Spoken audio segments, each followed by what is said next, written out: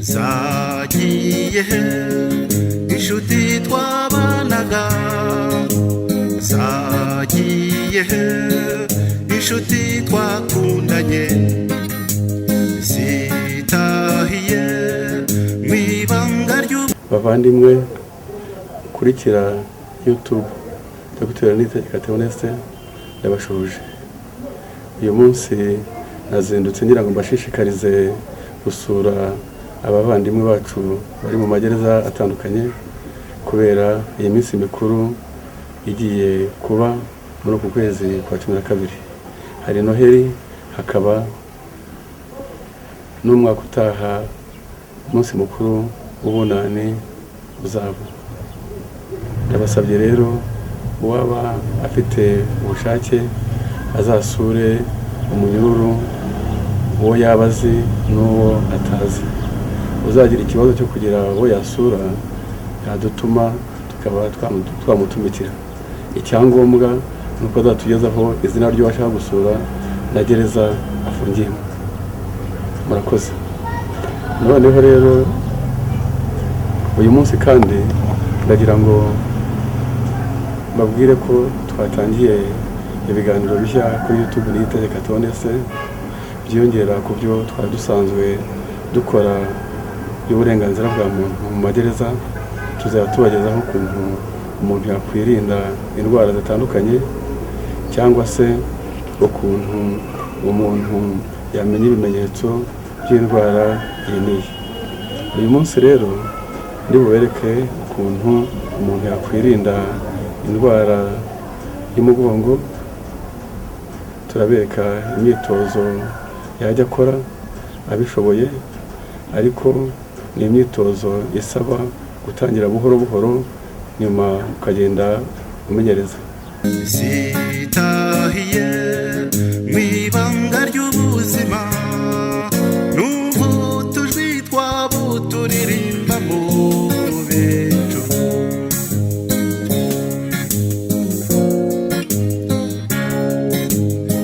amarira arabunga mu maso kenshi numva usuhuza umutima ntukarire aho bari sikure tuzabasangayo twongere twibanire rungano ntituzabibagirwa numva utujwi twanyu turirimba mu bicu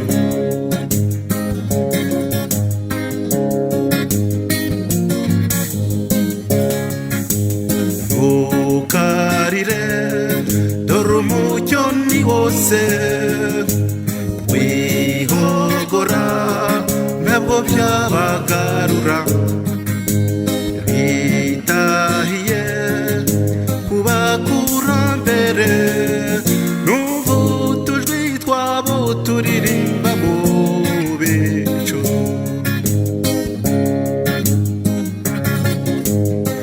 zirihese koko za nshuti magara n'ibibondo twakuyaguyaga ijabiro ry'abasogokuru tuzabasangayo twibanire iteka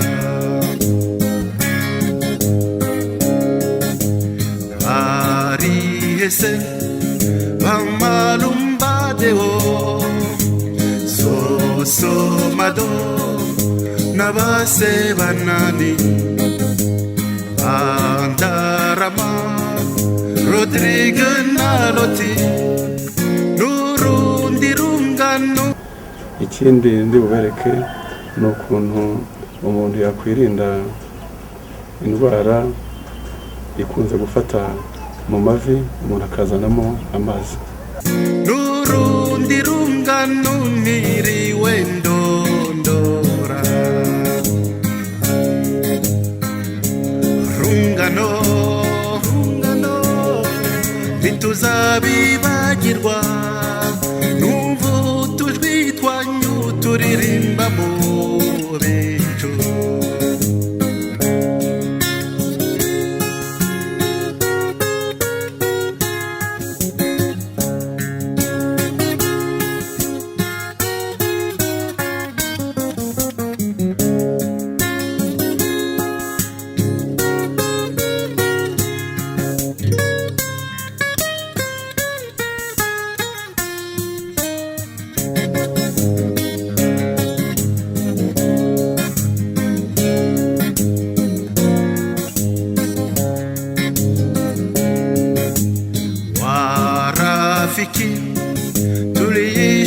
pamoja, marafiki tuliyopendana walirudi kwenye siri ya maisha, sauti zao zinaimba mbinguni, numva utujwi twabo turirimba mu bicu, numva utujwi twabo turirimba mu bicu.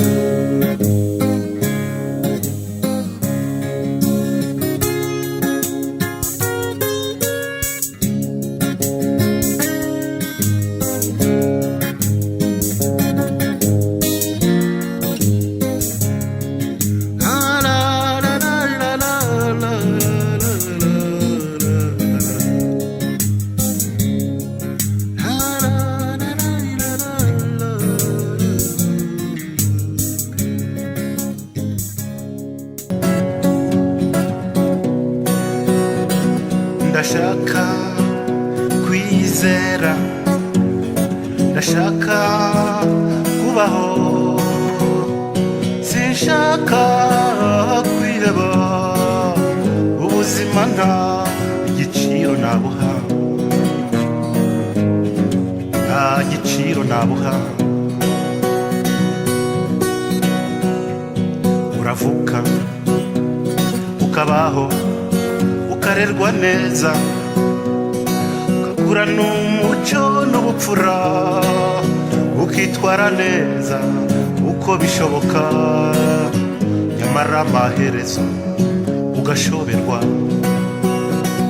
Urazinduka ukarimena kuri gahunda, ugapanga imishinga ikomeye, ugafata indege cyangwa imodokari, nyamara umuhanda imujya inama.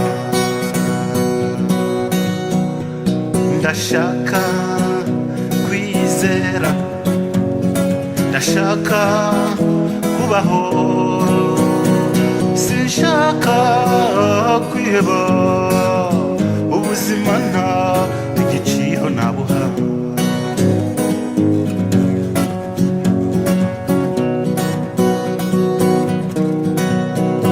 Arakwanga na roho ye yose, ukamusekera ukamuhisha kubizi, nibyo nta muzindutsi wa cyane watashye ku mutima wundi.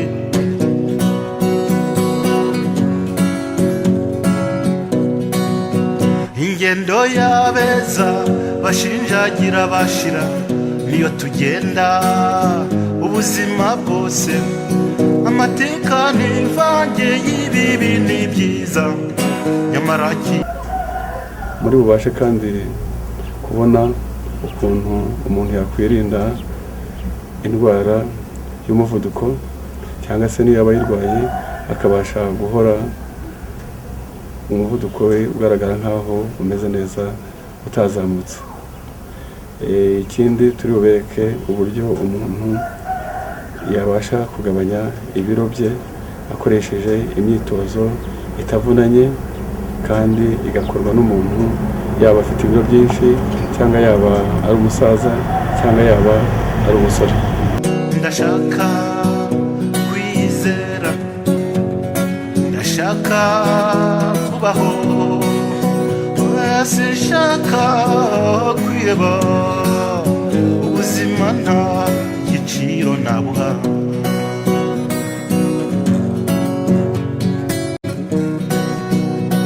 Urarwara ukaremba bakakubika, ukitarurwa nabo witaga inshuti, ukabona abawe nabo bakaguheba, nyamara buke buke ukijajara. Uratangwa utabizi, ugatwarwa udasezeye, ukajyanwa ku ngoyi Gologota, uwaciye Yakobo yigucira akanzu akagutanga kuyitaba.